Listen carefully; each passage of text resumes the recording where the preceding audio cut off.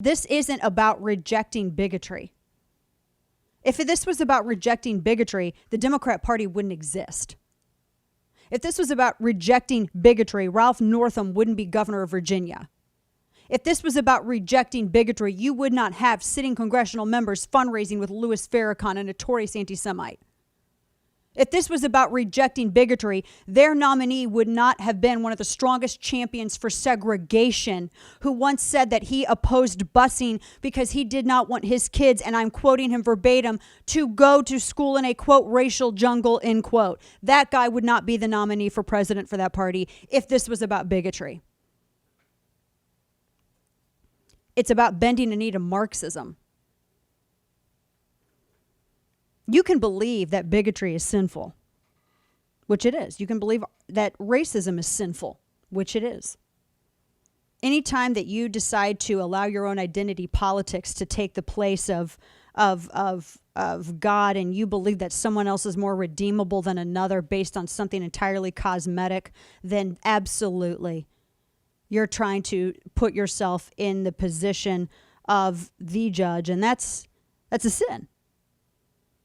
You don't have to say the official phrase of a Marxist group to acknowledge that.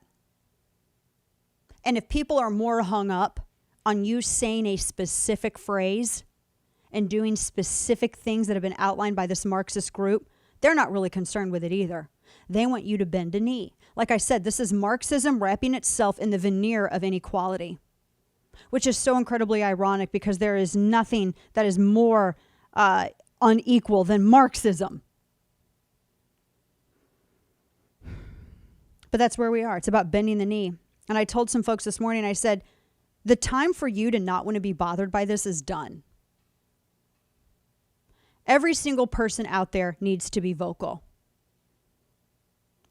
Imagine that our society is on a big, giant interstate. And you see all the exits, and you see sometimes when you leave one state and you're crossing the state line going into another, and you see this is the last exit in, this state. I'm not engaging in hyperbole here. We're at the point on the highway where we've partially passed the exit. It's not entirely inevitable that it will be passed, but our last move left is to just jerk the wheel over and make sure we get off on that exit.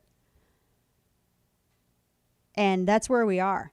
You do not have the luxury of not wanting to be bothered with this. You don't have the luxury of being silent. If you're silent, you're complicit. You want to talk about that? If you're silent, you're not going to get involved. You just can't get over Trump's tweets. Go ahead and turn your guns in now. Go ahead. Go ahead and turn them in. Do so with a smile on your face. I feel like Patrick Henry when he gave that speech. Let us forget you are our countrymen. Let the chains rest lightly on your wrists. Well, we're there right now. That's where we are. And you got a decision to make.